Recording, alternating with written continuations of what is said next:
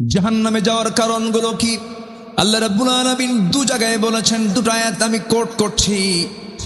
সূরা মুদ্দাসসিরে মহান রাব্বুল আলামিন বলেন, মা সালাকাকুম ফি সাকার ক্বালু লাম নাকু মিনাল মুসাল্লিন ওয়া লাম নাকু নুতঈমুল মিসকিন وكنا نخوض مع الخائضين وكنا نكذب بيوم الدين حتى أتانا اليقين فما تنفعهم شفاعة الشافعين جربون الله أكبر ও সাকারবাসী, ও দোজখবাসী, জাহান্নাম মোট কয়টা বলেন?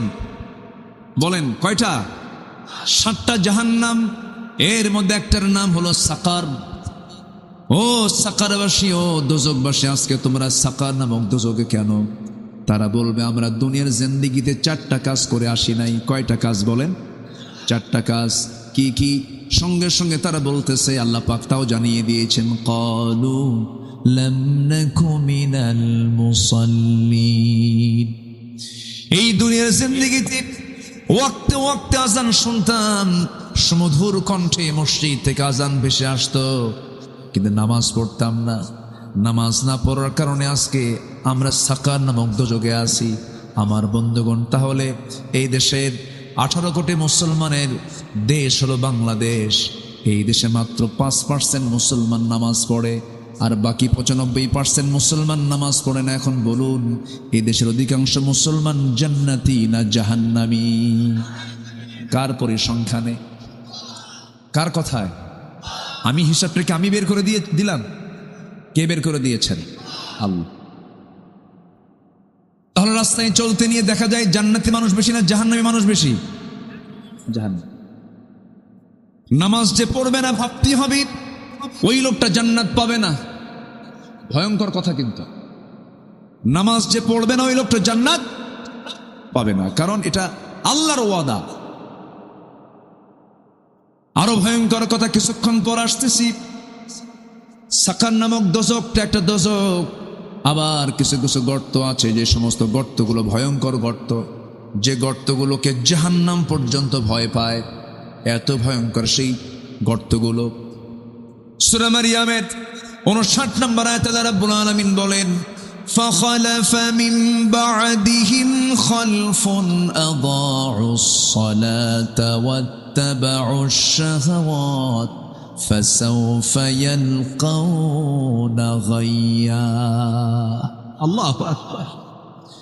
এই দুনিয়ার জিন্দেগিতে যারা নামাজকে নষ্ট করে ফেলবে, নামাজ যারা আদায় করবে না অথবা নামাজকে নষ্ট করে ফেলবে, আল্লাহ রাগ করে বলছেন। এই আয়াতটা যখন দেখি আমি কাঁপতে থাকি, আমার কাছে খুব ভয় লাগে। আল্লাহ বলছেন, ওই সমস্ত বান্দাগুলোকে আমি আল্লাহ রাব্বুল আলামিন শুধু জাহান্নাম নয়, জাহান্নামের গর্তের মধ্যে আমি তাদেরকে ঢুকায়া ছাড়ব। এত ভয়ঙ্কর কথা। অথচ দেশ শাসন হলো আজকে 53-54 বছর, 25 বছর, 16 বছর, 9 বছর, কেয়ারটেকাররা কয়েক বছর। অনেক দলই দেশ শাসন করলেন, দেশটা চালালেন, কিন্তু বুকে দুঃখে বুকটা ফেটে যায়। আজ পর্যন্ত কোনো মুসলিম শাসকের মুখ থেকে এই সাহস বের হলো না। আমরা সংসদে বহু আইন পাশ করেছি, চলুন জাহান্নাম থেকে বাঁচানোর জন্য, জাতিকে জাহান্নাম থেকে বাঁচানোর জন্য, জাতির জন্য নামাজের আইনটা পাশ করি। কেউ করেছে? কেউ করেছে? কি পাশ করেছে? মদের আইন পাশ করেছে। মদের আইন পাশ করেছে, জিনার আইন পাশ হয়েছে, প্রস্টিটিউশনের একজন প্রস্টিটিউটার, একজন জেনাকার, লাইসেন্সওয়ালা, আপনি তাকে কখনো মানা করতে পারবেন না। সে বুক উঁচু করে বলবে, I M A sex worker, আমি যৌনকর্মী, এই যে আমার লাইসেন্স, তুমি আমাকে বাধা দেবার কে? কোনো আপনি প্রশাসন দিয়ে আপনি তাকে আটকাতে পারবেন না। এমন আইন আমার দেশে পাশ করা আছে। জেনার আইন পাশ হলো, মদের আইন পাশ হলো, সুদের আইন পাশ হলো, কিন্তু এত মুসলিম শাসক আসলো গেল, কি বড় বড় বুজুর্গ, কিন্তু তারা আজ পর্যন্ত নামাজের বিলটা পাশ করার সাহস পেল না। এখান থেকে প্রমাণিত এখান থেকে সুস্পষ্ট প্রমাণিত, যারাই ছিলেন ক্ষমতায় তারা কেউ আমার আখিরাতের চিন্তার জন্য তারা পেরেশান ছিলেন না। তারা শুধু দুনিয়ার চিন্তা করেছেন, জাহান্নাম থেকে বাঁচার কোনো চিন্তা জাতির জন্য করেন নাই। ঠিক কিনা? যে নেতৃত্বে আখিরাত নষ্ট হবে সেই নেতৃত্বের কাছেই আমরা যাব না। আসতে কোন কেন? নাম্বার 2 হলো ওয়ালাম নাকুনু তু'ইমুল মিসকিনা ওয়া কুন্না নাখুদু মা'আল খায়িদিন।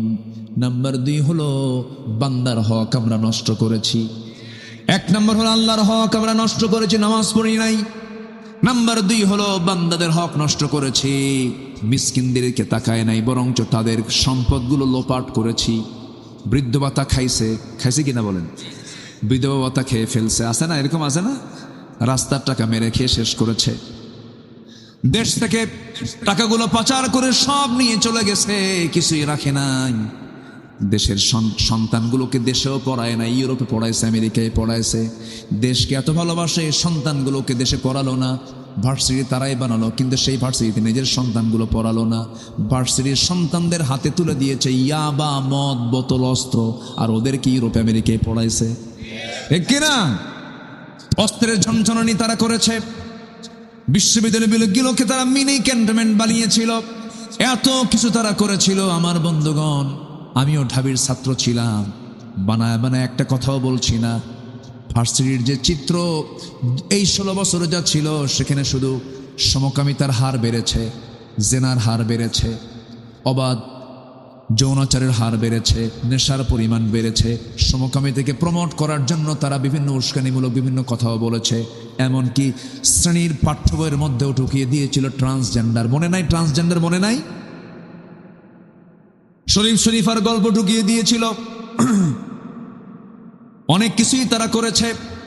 আমার বন্ধুগণ, এই যে এত বড় দেশের সম্পদগুলো লুটপাট করে বাইরে নিয়ে চলে গেল, এটা দেশপ্রেমের লক্ষণ নয়, এগুলো বান্দার হক নষ্ট করা। আল্লাহ বলছেন, বান্দার হক যারা নষ্ট করবে আমি আল্লাহ তাদেরকে জাহান্নামের মধ্যে ঢুকাবো। নাম্বার 3 হলো সমালোচককারীদের সঙ্গে সমালোচনা করা। নাম্বার 4 হলো যারা আখিরাতকে অবিশ্বাস করেছে। ওয়া কুন্না নুকাযযিবু বিয়াউমিদ্দিন, আমরা যাবার জীবিত হব, কোনো সন্দেহ আছে নাকি? আস্তে কর। আল্লাহ কি আমাকে জিন্দা করতে পারবেন না? এই এলাকায় কি আলুর চাষ হয়? আলুর চাষ, আলু হয়? একটু কম হয়, উত্তরবঙ্গে বেশি হয়, জয়পুরহাট, বগুড়া, রংপুর। আমার বন্ধুগণ, কথায় তো কথা চলে আসি, ওই আলুর কথা বলছিলাম। যদি বড় আলু হয়, সে আলুগুলোকে কেটে কেটে টুকরো টুকরো করে জমিতে মাটির নিচে রেখে দেয়। 1 মাস, 2 মাস, 3 মাস পর সে একটা আলু থেকে 8টা, 10টা, 15টা আলু সেখান থেকে উৎপাদন হয়। আল্লাহ পাক জন্ম দিয়ে দেন, কিন্তু যে আলুটা লাগাইছে সে আলুকে থাকে না, মাটি হয়ে যায়, মাটির সঙ্গে মিশে যায়, পচে যায়, গলে যায়। আমার আপনার চোখের সামনে আমি দেখলাম একটা আলু কি জমিতে রাখার পরে সে আলুটাকে আল্লাহ পাক মাটির সঙ্গে মিশায়া দিয়া সেখান থেকে যদি 8টা 10টা আলু জন্ম দিতে পারেন, উৎপাদন করতে পারেন, সে আল্লাহ আমার দেহবশকে মাটির সঙ্গে মিশায়া দিয়া তিনি কি আবার জিন্দা করতে পারেন না? পারেন কিনা? প্রথম সৃষ্টি কঠিন না দ্বিতীয় সৃষ্টি কঠিন? প্রথমটা কঠিন, দ্বিতীয় সৃষ্টি সহজ। প্রথমবার যিনি আমাকে বানিয়েছেন তিনি কি আবার দ্বিতীয়বার বানাতে পারবেন না? অবশ্যই পারবেন। এটার নাম হলো বিশ্বাস, এটার নাম হচ্ছে ঈমান। আখিরাত, অবিল আখিরাতি হুম ইউকিনুন, আখিরাতের প্রতি বিশ্বাস থাকতে হবে। এই 4টা কাজ যারা করবে না, আল্লাহ সূরা মুদ্দাসসিরে বলছেন আমি তাদেরকে সাকার নামক দোজখে রাখবো। আর আল্লাহ পাক সূরা মারইয়ামের মধ্যে বলছেন যারা নামাজ না পড়বে আমি তাদেরকে গাই নামক গর্তের মধ্যে আমি তাদেরকে ঢুকাবো, নামাজ যারা না পড়বে।